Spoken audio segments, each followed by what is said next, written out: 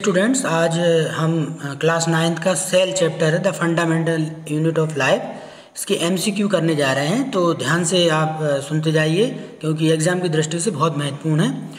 तो पहला क्वेश्चन है, which of the following organelle is smallest in size.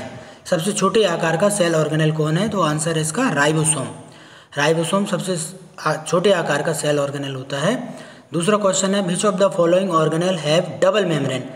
Double membrane वाले हैं माइटोकॉन्ड्रिया, क्लोरोप्लास्ट, ठीक है, और न्यूक्लियस। तो इसमें क्लोरोप्लास्ट जो है वो डबल मेम्ब्रेन वाला सेल ऑर्गेनेल है जिसमें फोटोसिंथेसिस होती है। तीसरा क्वेश्चन है, which of the following organelle is not present in an animal cell. तो आप जानते हैं एनिमल सेल में प्लास्टिड नहीं पाया जाता क्योंकि एनिमल सेल फोटोसिंथेसिस नहीं करती, प्लास्टिड तो प्लांट सेल में पाया जाता है। फिर अगला क्वेश्चन है चौथा, प्लास्टिड जो कलर लेस होते हैं तो उनको ल्यूकोप्लास्ट कहा जाता है, कलर्ड वाले जो रहते हैं उनको क्रोमोप्लास्ट कहा जाता है। पांचवा है, plant cell wall is mainly composed of. तो प्लांट सेल वाल किसकी बनी होती है? सेलुलोज की बनी होती है। छठवा क्वेश्चन है, the infolding of the inner membrane of the mitochondria. तो माइटोकॉन्ड्रिया की इनफोल्डिंग को हम क्रिस्टी कहते हैं, जिसके अंदर फोल्ड रहते हैं एफ1 पार्टिकल और उनके अंदर एटीपी का फॉर्मेशन होता है। नेक्स्ट क्वेश्चन है, the site of aerobic respiration. Mitochondria में एरोबिक रेस्पिरेशन होता है तो कंप्लीट ऑक्सीडेशन हो जाता है ग्लूकोज का कार्बन डाइऑक्साइड और वाटर में, एटीपी रिलीज होती है। Ribosome are the site of, ध्यान रखिए हमेशा राइबोसोम प्रोटीन सिंथेसिस की साइट रहते हैं, राइबोसोम के द्वारा ही प्रोटीन सिंथेसिस होता है। नंबर क्वेश्चन है, which of the following statement is correct.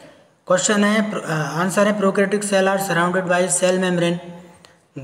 Prokaryotic cell है न्यूक्लियस, गलत है। यूकैरियोटिक सेल है जेनेटिक इन्फॉर्मेशन, यूकैरियोटिक सेल है मेम्ब्रेन बाउंड ऑर्गेनेल। तो eukaryotic cell membrane bound cell organelle होते हैं, ये बिल्कुल सही है। इसके बाद है 10वां, the membrane that surround the vacuole. तो वैक्यूल की जो सेल मेम्ब्रेन होती है उसको टोनोप्लास्ट कहा जाता है, जिसके अंदर बहुत सारे रिजर्व मटेरियल भरे रहते हैं। 11वां है question, the organelle involve in cell secretion. तो सेल सिक्रीशन में endoplasmic reticulum important role play करता है। RER प्रोटीन सिक्रीशन करते हैं और SER फैट सिक्रीशन करते हैं, ठीक है। The solution that has higher water concentration than cell. तो हायर वाटर कंसंट्रेशन होगा तो उसको हम कहते हैं, हायर वाटर कंसंट्रेशन है तो वो कहलाएगा आपका हाइपोटोनिक सॉल्यूशन। वाटर की मात्रा ज़्यादा है तो हाइपोटोनिक, वाटर कम है तो हाइपरटोनिक इसको कहेंगे। Next question, the cell nucleus was discovered by. Cell के न्यूक्लियस की खोज रॉबर्ट ब्राउन ने की थी और सेल की खोज किसने की थी? रॉबर्ट हुक ने। ये आपको ध्यान रखना है। नेक्स्ट क्वेश्चन है, which process require the energy provided by ATP। तो आप देखेंगे एक्टिव ट्रांसपोर्ट में ATP की जरूरत होती है, बाकी ऑस्मोसिस, डिफ्यूजन, प्लाज्मोलिसिस में ATP की आवश्यकता नहीं होती, इसे पैसिव ट्रांसपोर्ट कहा जाता है। नेक्स्ट क्वेश्चन है, cellular respiration is related to. Cellular respiration mitochondria से रिलेटेड है और क्लोरोप्लास्ट जो है वो फोटोसिंथेसिस से रिलेटेड है, इसलिए बी इसका आंसर हो जाएगा सही। बी ऑप्शन इसका सही आंसर है। 17वां क्वेश्चन है, lipid molecule in the cell are synthesised by. तो सेल के जो मॉलिक्यूल होते हैं लिपिड मॉलिक्यूल SER के द्वारा बनते हैं लिपिड, और प्रोटीन जो है RER के द्वारा बनते हैं। 18वां क्वेश्चन है, cell that contain a large central vacuole. तो ये प्लांट सेल रहती है जिसमें कि लार्ज सेंट्रल वैक्यूल पाई जाती है। नेक्स्ट क्वेश्चन है, old organelle virus and bacteria that is cell can ingest are broken down. तो सेल के अंदर जो लाइसोसोम होता है, ये लाइसोसोम टूटे फूटे मटेरियल को ब्रोकन डाउन करने का काम करता है, डाइजेशन का काम करता है। 20वां क्वेश्चन है, slide of human cheek cell.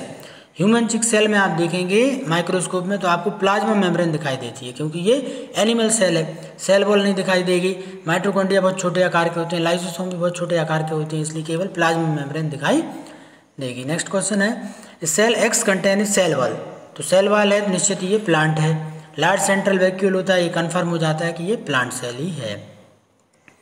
22वां question है, in human cheek cell the nucleus is located at. Animal cell में जो न्यूक्लियस होता है वो हमेशा सेंटर में पाया जाता है। 23वां क्वेश्चन है, this term is use to refer the process of absorption of water by resin from kheer. तो खीर से ये जो एब्जॉर्प्शन होता है इसको इम्बिबिशन कहा जाता है। पानी किशमिश के अंदर एब्जॉर्ब हो जाता है, खीर में जो किशमिश डली रहती है और वो फूल जाती है पानी के एब्जॉर्प्शन के द्वारा। इस तरह के पानी के एब्जॉर्प्शन को हम इम्बिबिशन कहते हैं।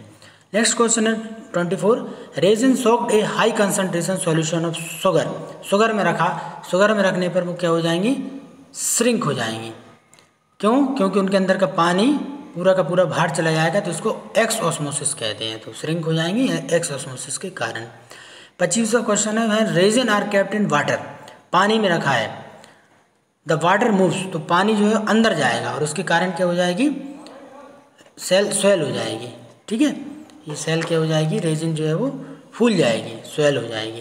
तो ये ए जो है इसका सही आंसर हो जाएगा। 26वां क्वेश्चन है what will happen when a human RBC is placed in hypotonic environment. Hypotonic solution में कभी भी रखा जाएगा तो ये क्या होगा, हाइपोटोनिक सॉल्यूशन इसके अंदर चला जाएगा और ये फूल जाएगी। ठीक है, टर्जिडिटी हो जाएगी। सेल के फूलने को ही टर्जिडिटी कहते हैं। उम्मीद है आपको ये पीडब्ल्यूटी में बहुत मदद करेंगे। तो आप इसी तरह पढ़ते रहिए, अपना ध्यान रखिए। Thank you.